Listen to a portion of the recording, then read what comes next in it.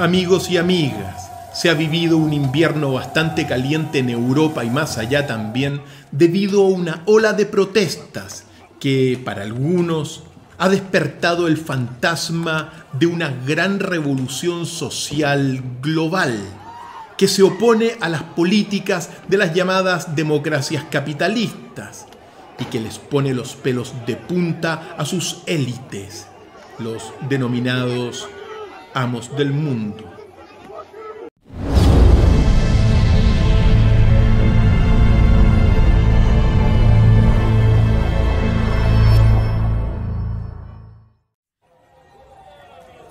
Proliferan las protestas en Europa, como podemos ver, y en otras regiones del mundo también, cada día más violentas y por diferentes motivos ciertamente, pero con un denominador común: la crítica y oposición a las políticas de los gobiernos bajo el nuevo orden que están reseteando a las sociedades a través de la Agenda 2030.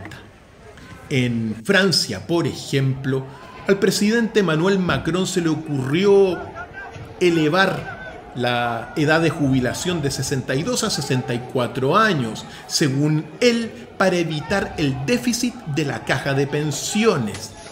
Su polémica reforma ha sido criticada fundamentalmente por dos motivos. El primero es que se ha saltado la votación en el Parlamento. Y lo segundo, porque ha destinado multimillonarios recursos para la guerra en Ucrania y para subir el presupuesto militar, dinero que pudo haber servido para mejorar las pensiones. El resultado: millones de personas en las calles reclamando por lo que se está haciendo. Si supieran que en Chile los hombres se jubilan a los 65 años y no protestan.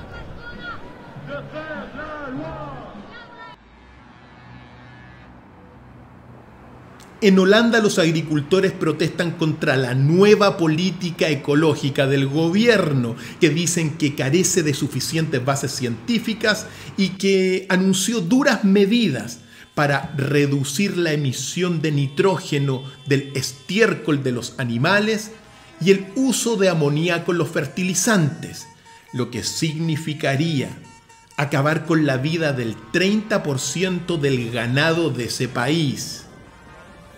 A cambio, dice el gobierno, bueno, aprendan a comer insectos.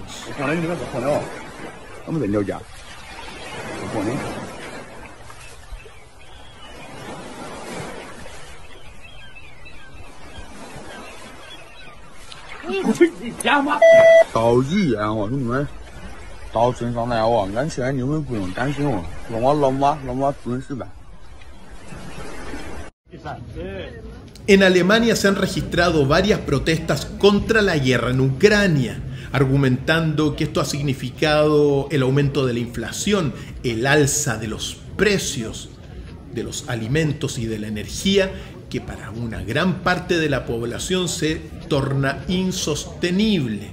En Inglaterra y en España, las críticas en las calles van contra el sistema sanitario, ciertamente, y también contra la inflación que no deja de aumentar. En Bélgica, las protestas que se han registrado en gran medida han sido por los escandalosos casos de corrupción del Parlamento Europeo. En Portugal, las críticas de los manifestantes van contra el sistema educativo y también contra la política salarial del gobierno, que entrega recursos que no alcanzan para sobrellevar la situación actual. En Suiza, en enero de este año, se registró también una simbólica protesta contra el Foro Económico Mundial, que es donde se reúnen los grandes dueños del mundo a planificar el reseteo que se está realizando. Y la razón es simple. En este foro de Davos, los pobres no tienen ninguna representación.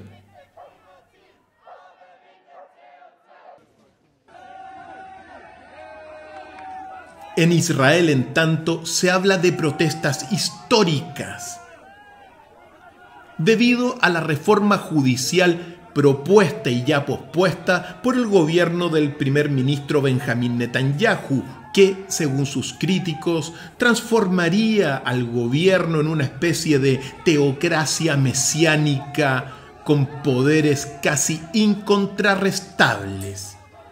Al otro lado del mundo, en América, las protestas y manifestaciones continúan porque la situación política y social aún es más compleja.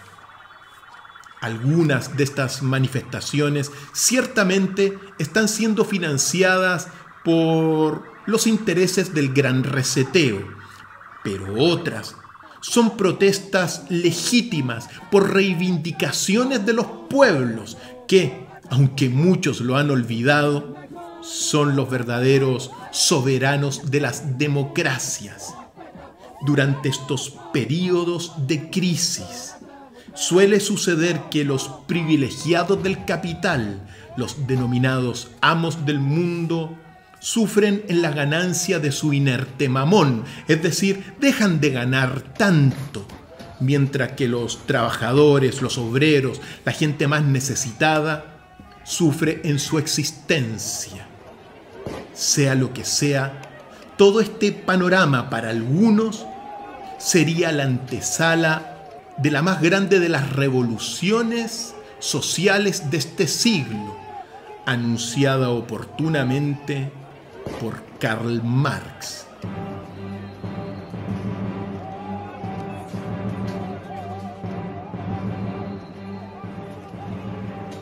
Karl Marx escribió El Capital, su obra magna, en 1867, donde realiza una radiografía de la sociedad capitalista y postula una predicción, que es su revolución para instaurar lo que él llama la utopía comunista.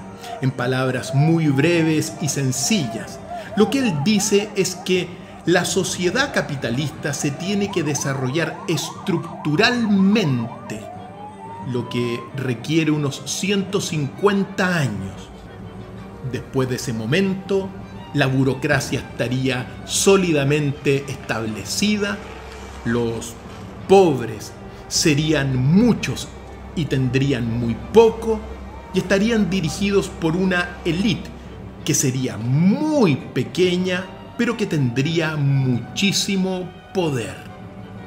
En ese escenario, según Marx, habría que hacer una revolución breve y rápida.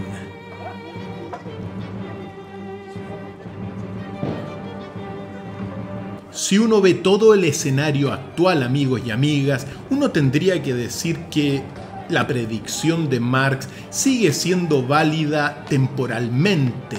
Y en este sentido, los denominados amos del mundo no tendrían que estar tan seguros de la alienación y el control de las muchedumbres, sobre todo ante la ola de protestas que se está viviendo en el mundo.